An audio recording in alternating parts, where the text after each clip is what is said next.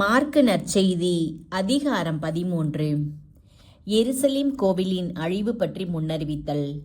இயேசு கோவிலை விட்டு வெளியே வந்தபோது அவருடைய சீடருள் ஒருவர், போதகரே, எத்தகைய கற்கள், எத்தகைய கட்டிடங்கள் பாரும் என்று அவரிடம் சொல்ல, இயேசு அவரை நோக்கி, இந்த மாபெரும் கட்டடங்களை பார்க்கிறீர்கள் அல்லவா? இங்கு கற்கள் ஒன்றின் மேல் ஒன்று இராதபடி எல்லாம் இடிக்கப்படும் என்றார். வரப்போகும் கேடு பற்றி அறிவித்தல். இயேசு கோவிலுக்கு எதிராக உள்ள ஒலிவ மலை மீது அமர்ந்திருந்த போது பேதுரு, யாக்கோபு, யோவான், அந்திரேயா ஆகியோர் அவரிடம் தனியாக வந்து, நீர் கூறியவை எப்போது நிகழும்? இவை அனைத்தும் நிறைவேறப் போகும் காலத்திற்கான அறிகுறி என்ன? எங்களுக்கு சொல்லும் என்று கேட்டனர். அதற்கு இயேசு அவர்களிடம் கூறியது, உங்களை யாரும் நெறி தவறச் செய்யாதவாறு பார்த்து கொள்ளுங்கள். ஏனெனில் பலர் என் பெயரை வைத்து கொண்டு வந்து, நானே அவர் என்று சொல்லி பலரை நெறி தவற செய்வர். போர் முழக்கங்களையும் போர்களை பற்றிய செய்திகளையும் கேட்கும் பொழுது நீங்கள் திடுக்கிடாதீர்கள். இவை நிகழத்தான் வேண்டும், ஆனால் இவையே முடிவு ஆகா. நாட்டை எதிர்த்து நாடும், அரசை எதிர்த்து அரசும் எழும். பல இடங்களில் நிலநடுக்கங்கள் ஏற்படும், பஞ்சமும் உண்டாகும். இவை கொடும் வேதனைகளின் தொடக்கமே. நீங்கள் கவனமாயிருங்கள். உங்களை யூத சங்கங்களிடம் ஒப்புவிப்பார்கள். தொழுகை கூடங்களில் உங்களை நைய புடைப்பார்கள். என் பொருட்டு ஆளுநர் முன்னும் அரசர் முன்னும் நிறுத்தப்பட்டு அவர்கள் முன் எனக்கு சான்று பகர்வீர்கள். ஆனால் எல்லா மக்களினத்தவர்க்கும் முதலில் நற்செய்தி அறிவிக்கப்பட வேண்டும். அவர்கள் உங்களை கைது செய்து கொண்டு செல்லும் பொழுது என்ன பேசுவது என நீங்கள் முன்னதாகவே கவலைப்பட வேண்டாம். அந்த நேரத்தில் உங்களுக்கு அருளப்படுவதையே பேசுங்கள். ஏனெனில் பேசுவோர் நீங்கள் அல்ல, மாறாக தூய ஆவியாரே.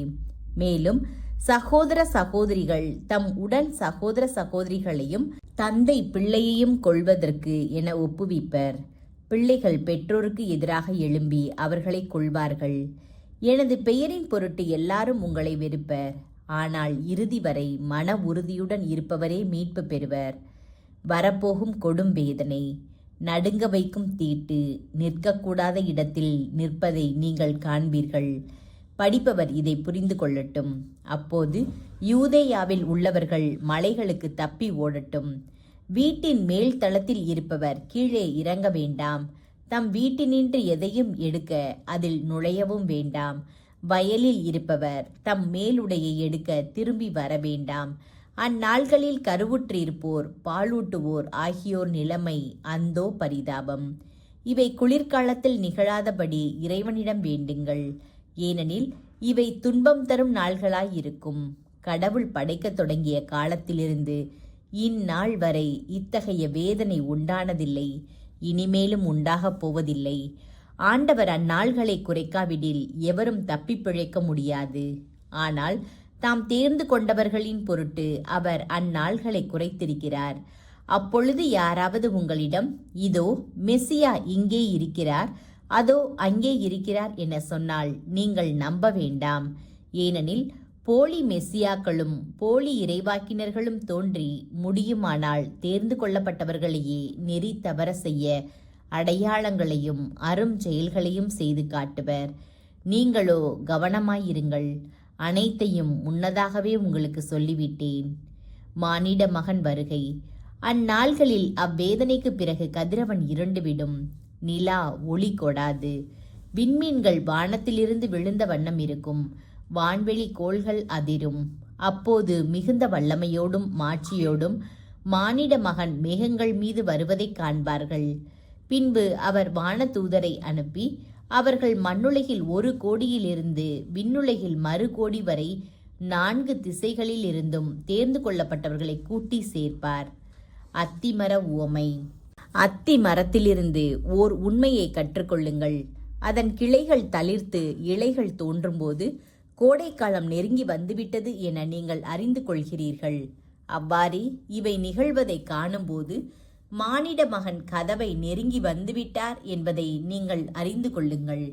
இவை அனைத்தும் நிகழும் வரை இத்தலைமுறை ஒழிந்து போகாது என உறுதியாக உங்களுக்கு சொல்லுகிறேன். விண்ணும் மண்ணும் ஒழிந்து போகும், ஆனால் என் வார்த்தைகளோ ஒழியவே மாட்டா. மானிட மகன் வரும் நாளும் வேளையும். ஆனால் அந்த நாளையும் வேளையும் பற்றி தந்தைக்கு தவிர வேறு எவருக்கும் தெரியாது. விண்ணகத்தில் உள்ள தூதருக்கோ மகனுக்கோ கூட தெரியாது. கவனமாயிருங்கள், விழிப்பாயிருங்கள். ஏனெனில் அந்நேரம் எப்போது வரும் என உங்களுக்கு தெரியாது. நெடும் பயணம் செல்லவிருக்கும் ஒருவர் தம் வீட்டை விட்டு வெளியேறும்போது தம் பணியாளர் ஒவ்வொருவரையும் அவரவர் பணிக்கு பொறுப்பாளராக்கி விழிப்பாய் இருக்கும்படி வாயில் காவலருக்கு கட்டளையிடுவார். அதுபோலவே நீங்களும் விழிப்பாயிருங்கள். ஏனெனில் வீட்டுத் தலைவர் மாலையிலோ நள்ளிரவிலோ சேவல் கூவும் வேளையிலோ காலையிலோ எப்போது வருவார் என உங்களுக்கு தெரியாது. அவர் திடீரென்று வந்து நீங்கள் தூங்குவதை காணக்கூடாது. நான் உங்களுக்கு சொல்லுவதை எல்லாருக்குமே சொல்லுகிறேன். விழிப்பாயிருங்கள்.